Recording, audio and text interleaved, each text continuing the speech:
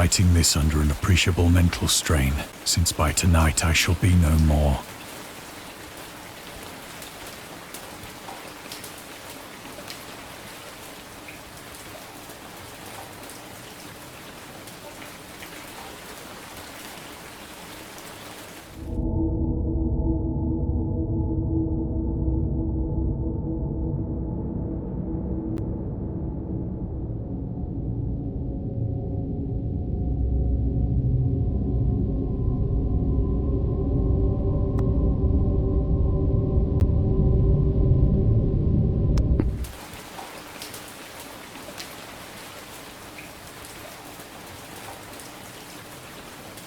Penniless, and at the end of my supply of the drug which alone makes life endurable, I can bear the torture no longer, and shall cast myself from this garret window into the squalid street below. Do not think from my slavery to morphine that I am a weakling or a degenerate.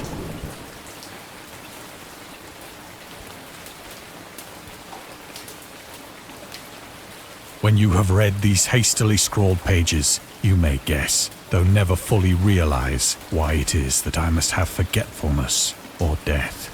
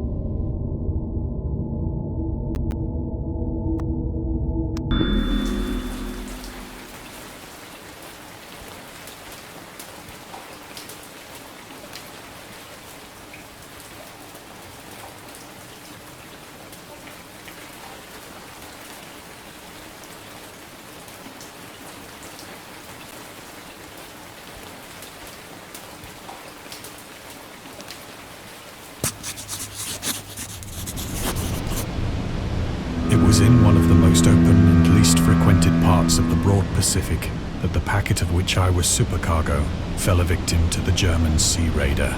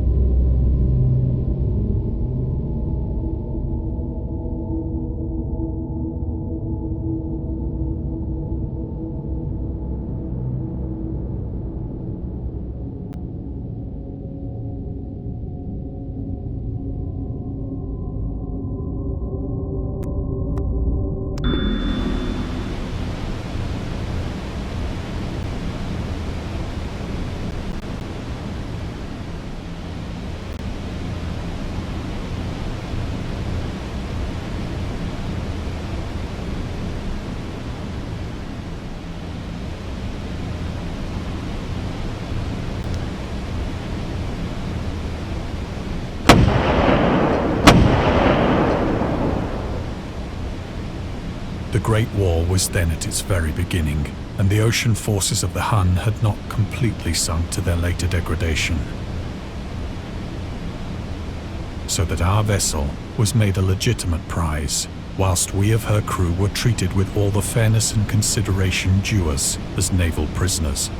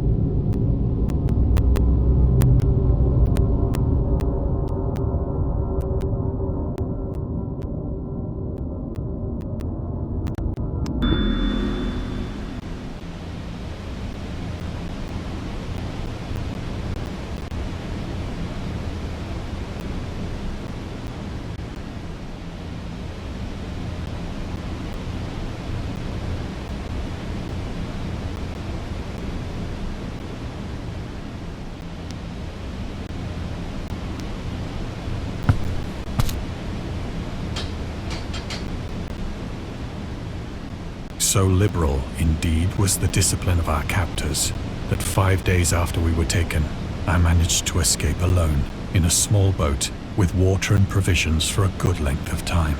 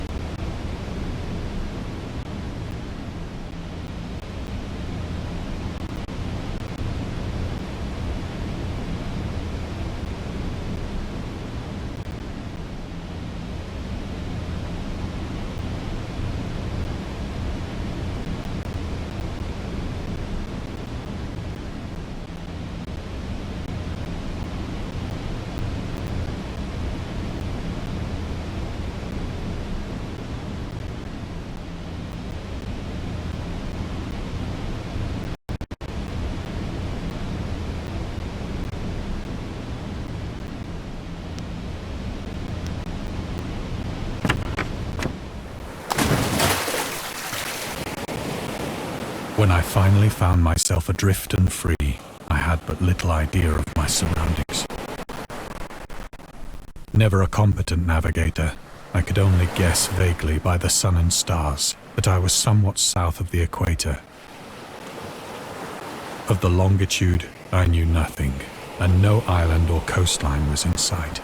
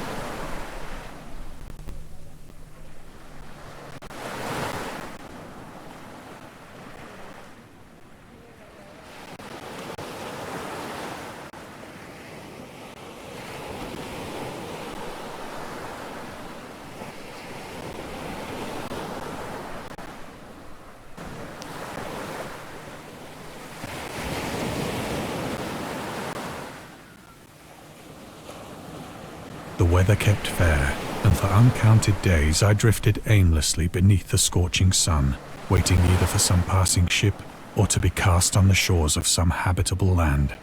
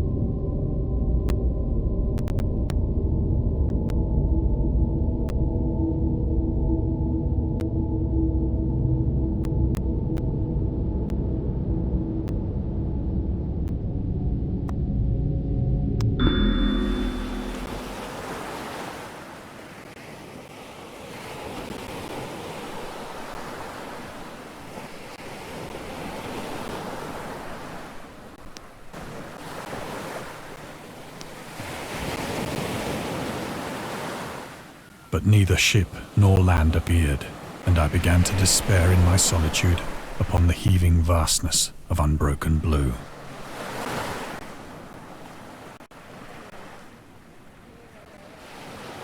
The change happened whilst I slept.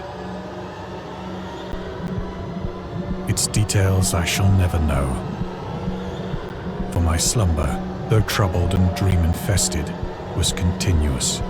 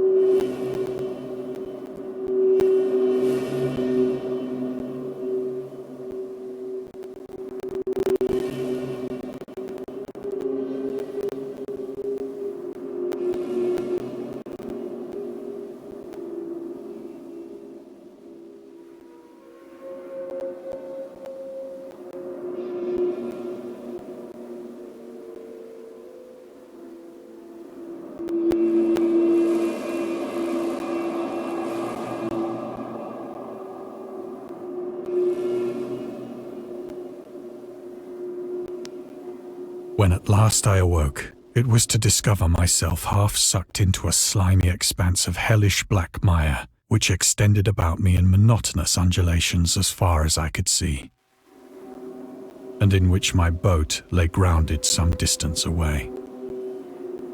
Though one might well imagine that my first sensation would be of wonder at so prodigious and unexpected a transformation of scenery, I was in reality more horrified than astonished. For there was in the air and in the rotting soil a sinister quality which chilled me to the very core. The region was putrid with the carcasses of decaying fish and of other less describable things which I saw protruding from the nasty mud of the unending plain.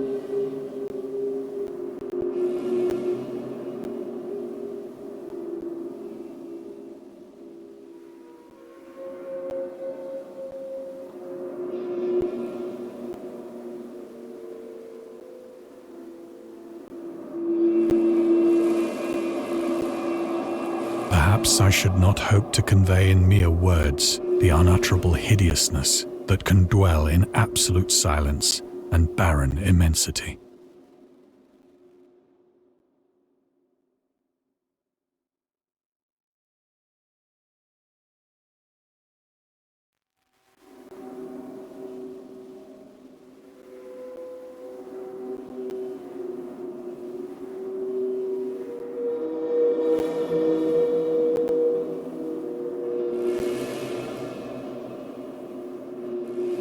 There was nothing within hearing, and nothing in sight, save a vast reach of black slime. Yet the very completeness of the stillness and the homogeneity of the landscape oppressed me with a nauseating fear.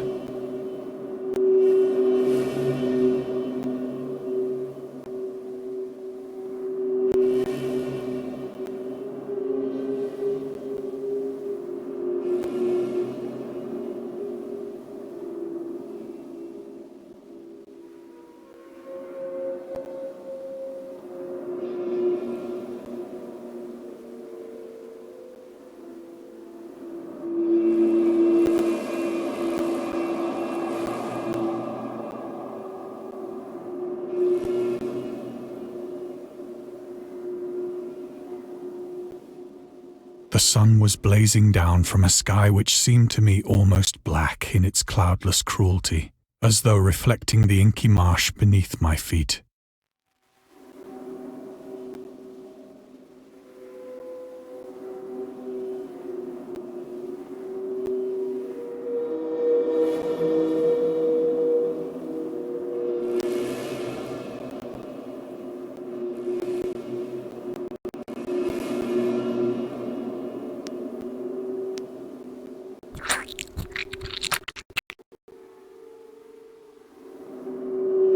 As I crawled into the stranded boat, I realized that only one theory could explain my position.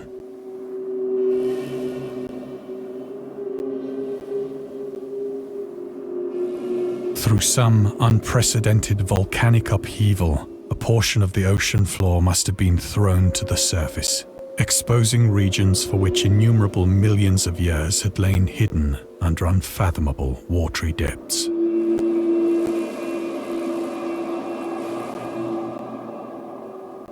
So great was the extent of the new land which had risen beneath me that I could not detect the faintest noise of the surging ocean, straining my ears as I might.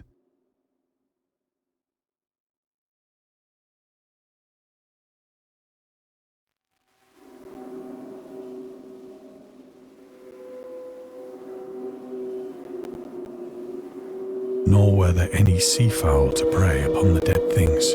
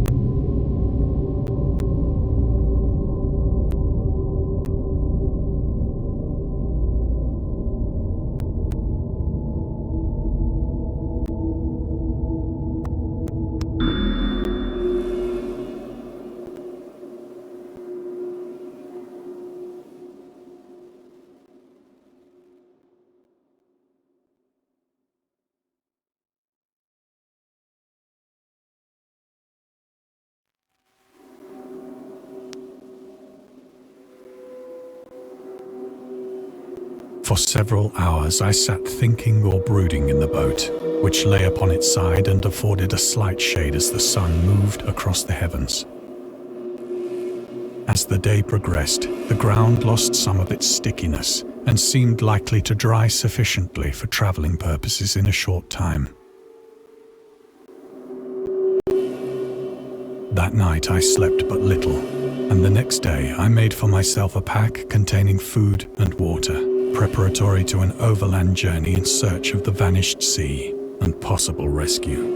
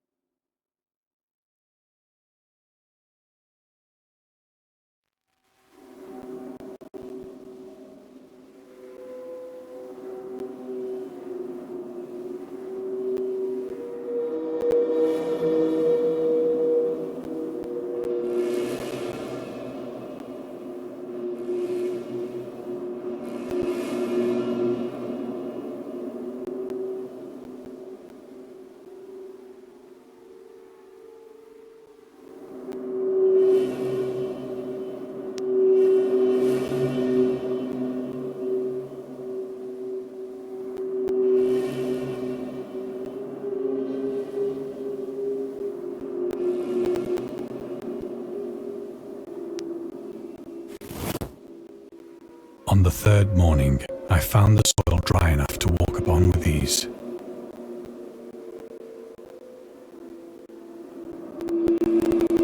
The odor of the fish was maddening, but I was too much concerned with graver things to mind so slight an evil, and set out boldly for an unknown goal.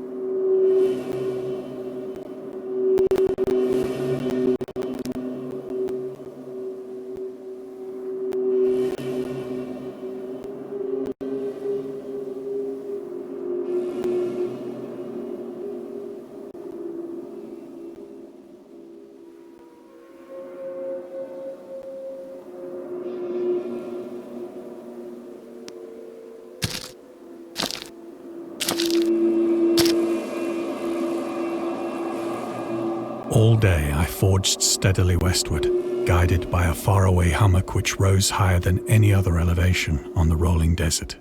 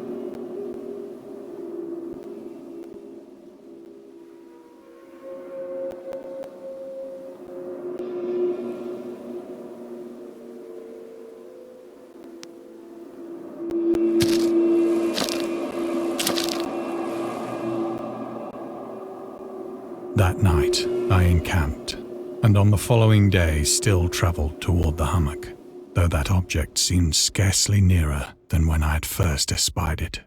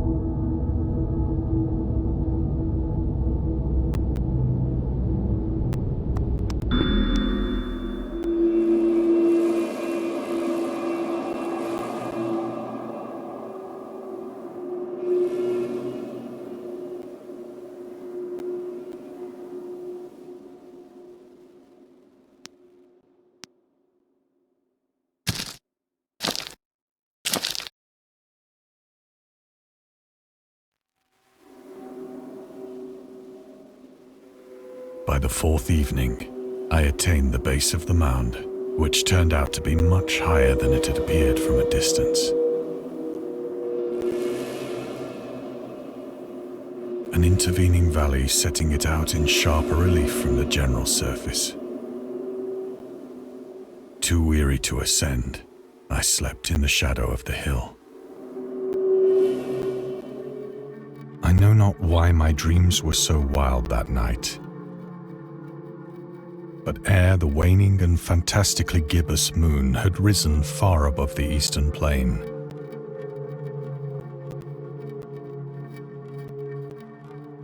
I was awake in a cold perspiration, determined to sleep no more. Such visions as I had experienced were too much for me to endure again. And in the glow of the moon I saw how unwise I had been to travel by day. Without the glare of the parching sun, my journey would have cost me less energy. Indeed, I now felt quite able to perform the ascent which had deterred me at sunset. Picking up my pack, I started for the crest of the eminence.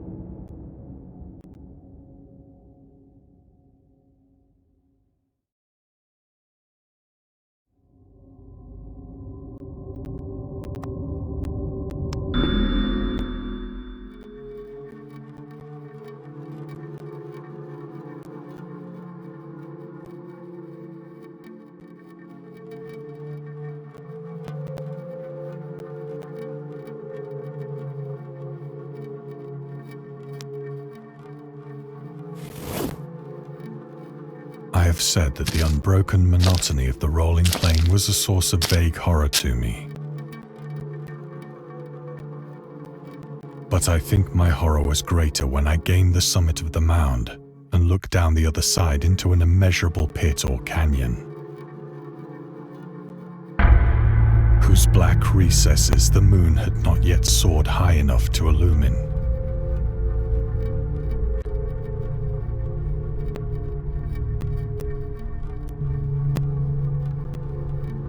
I felt myself on the edge of the world, peering over the rim into a fathomless chaos of eternal night. Through my terror ran curious reminiscences of Paradise Lost, and of Satan's hideous climb through the unfashioned realms of darkness. As the moon climbed higher in the sky, I began to see that the slopes of the valley were not quite so perpendicular as I had imagined.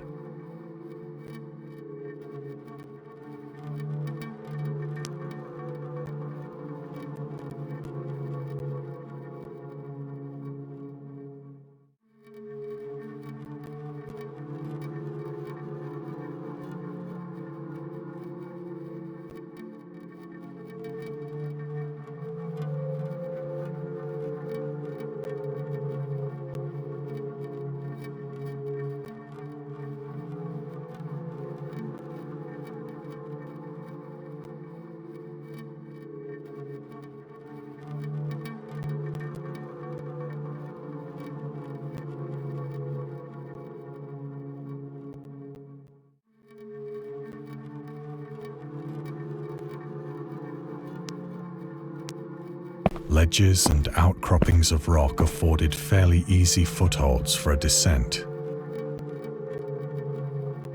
Whilst after a drop of only a few hundred feet, the declivity became very gradual.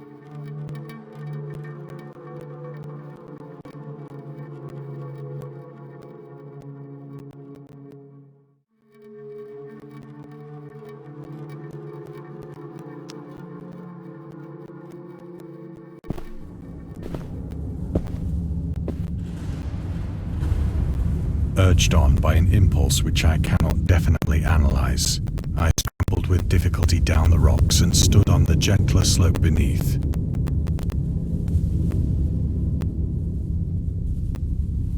Gazing into the Stygian deeps, where no light had yet penetrated. All at once, my attention was captured by a vast and singular object on the opposite slope, which rose steeply about 100 yards ahead of me. An object that gleamed whitely in the newly bestowed rays of the ascending moon.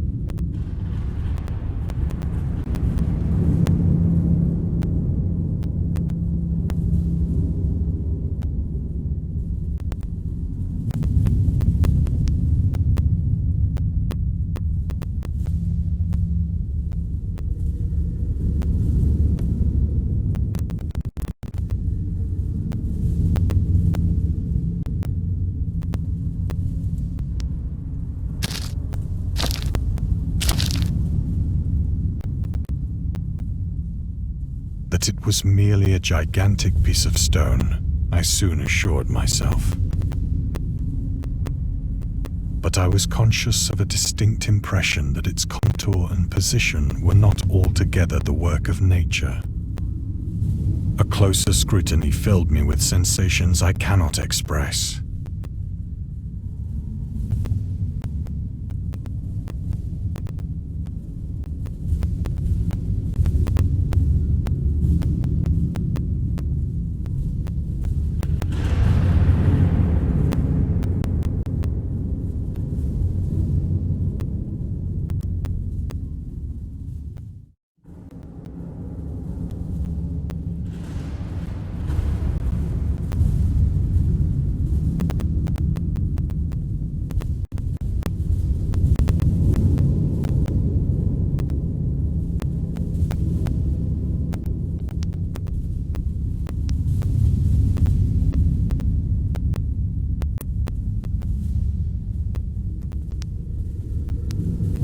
For despite its enormous magnitude and its position in an abyss which had yawned at the bottom of the sea since the world was young, I perceived beyond a doubt that the strange object was a well-shaped monolith, whose massive bulk had known the workmanship and perhaps the worship of living and thinking creatures.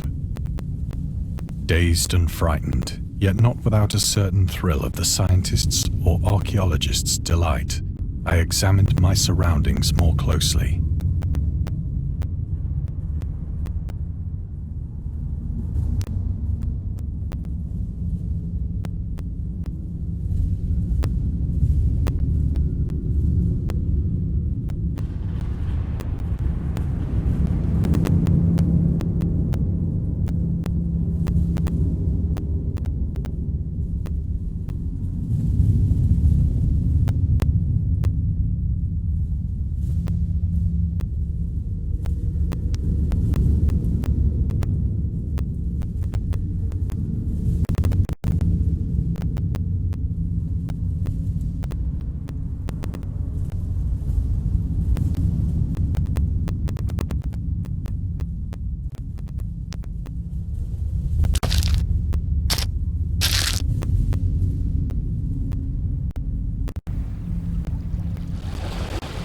The moon, now near the zenith, shone weirdly and vividly above the towering steeps that hemmed in the chasm, and revealed the fact that a far-flung body of water flowed at the bottom, winding out of sight in both directions and almost lapping my feet as I stood on the slope. Across the chasm, the wavelets washed the base of the Cyclopean monolith, on whose surface I could now trace both inscriptions and crude sculptures.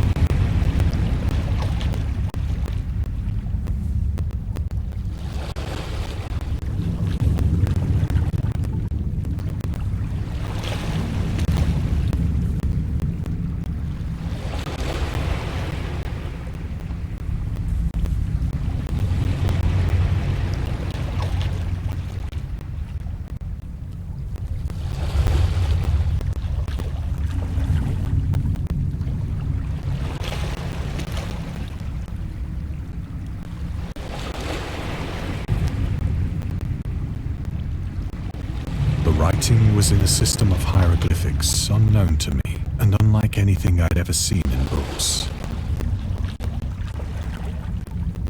consisting for the most part of conventionalized aquatic symbols such as fishes, eels, octopi, crustaceans, mollusks, whales, and the like. Several characters obviously represented marine things which are unknown to the modern world, but whose decomposing forms I had observed on the ocean-risen plain. It was the pictorial carving, however, that did most to hold me spellbound.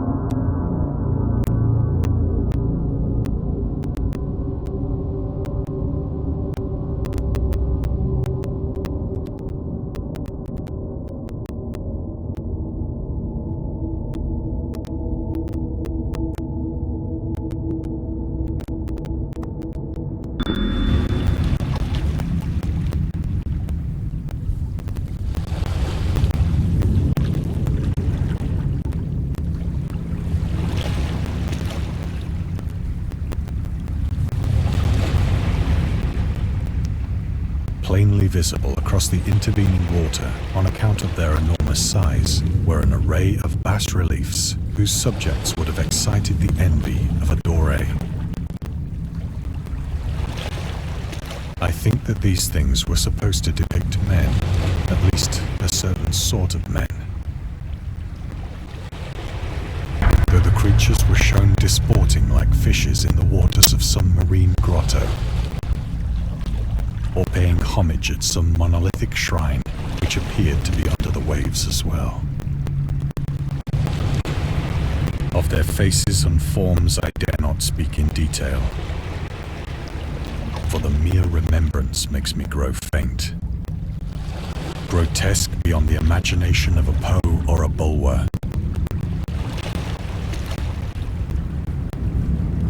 They were damnably human in general outline, despite webbed hands and feet, shockingly wide and flabby lips,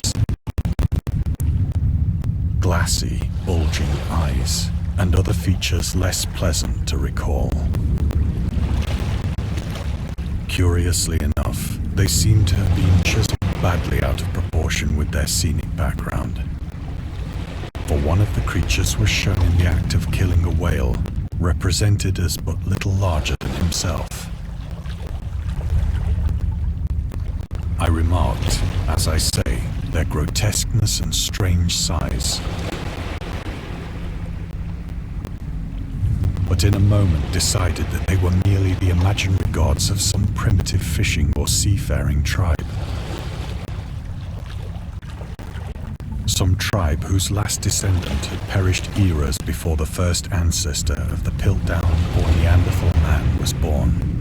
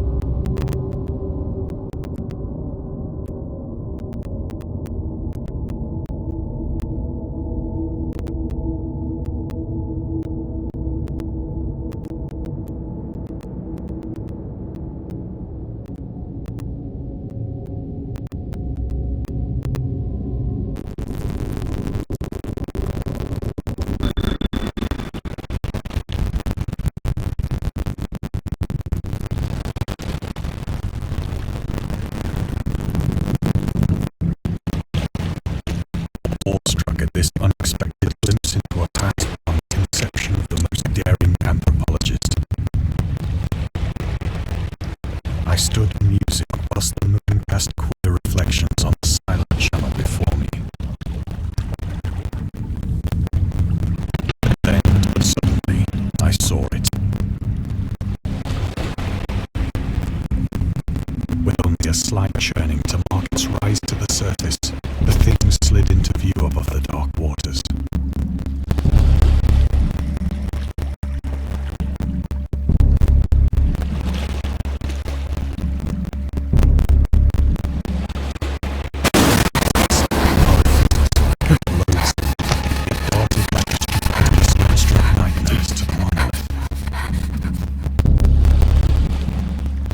About which it flung its gigantic arms, while it bowed its hideous head and gave vent to certain measured sounds.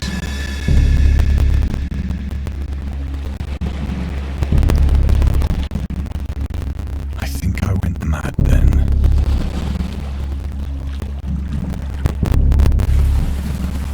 Of my frantic ascent of the sloping cliff and of my delirious journey back to the stranded boat, I remember little.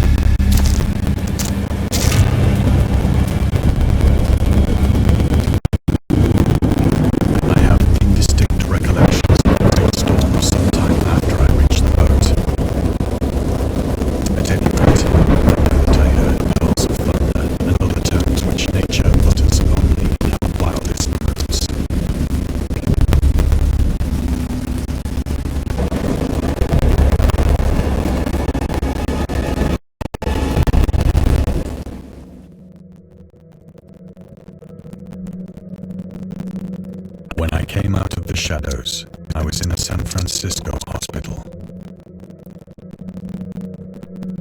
Brought thither by the captain of the American ship which had picked up my boat in mid-ocean. In my delirium, I had said much, but found that my words had been given scant attention.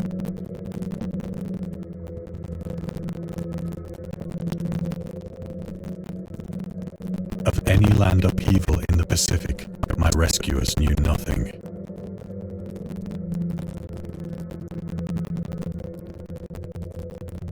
Nor did I deem it necessary to insist upon a thing which I knew they could not believe.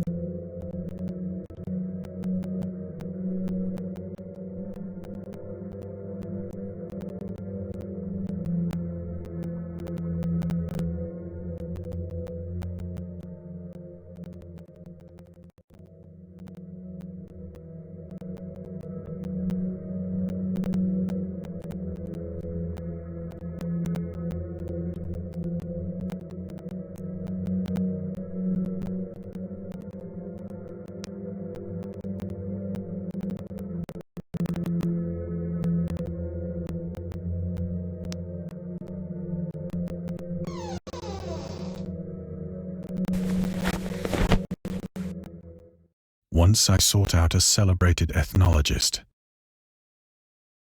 and amused him with peculiar questions regarding the ancient Philistine legend of Dagon, the fish god.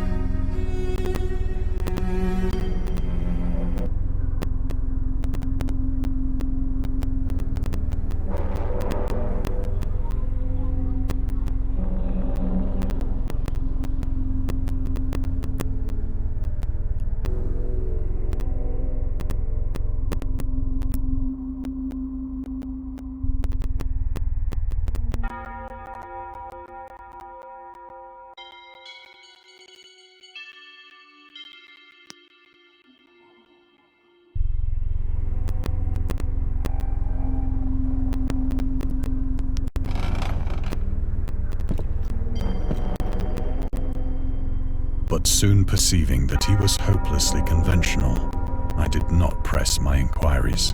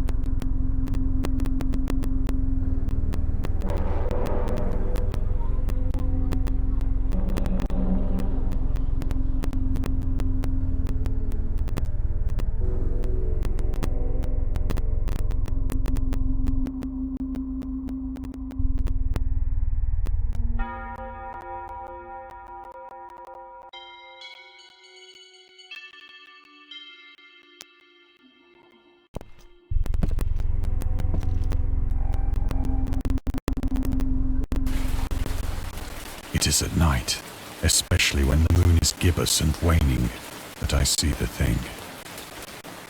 I tried morphine, but the drug has given only transient surcease and has drawn me into its clutches as a hopeless slave. So now I am to end it all, having written a full account for the information or the contemptuous amusement of my fellow men.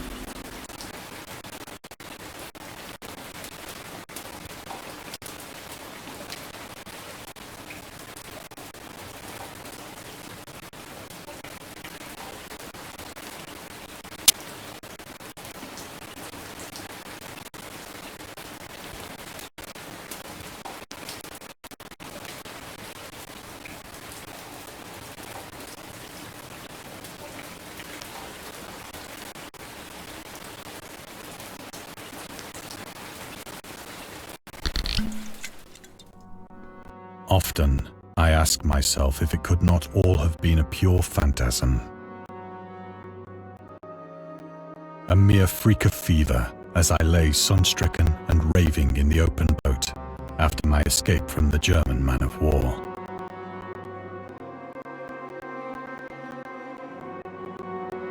This I ask myself, but ever does there come before me a hideously vivid vision in reply.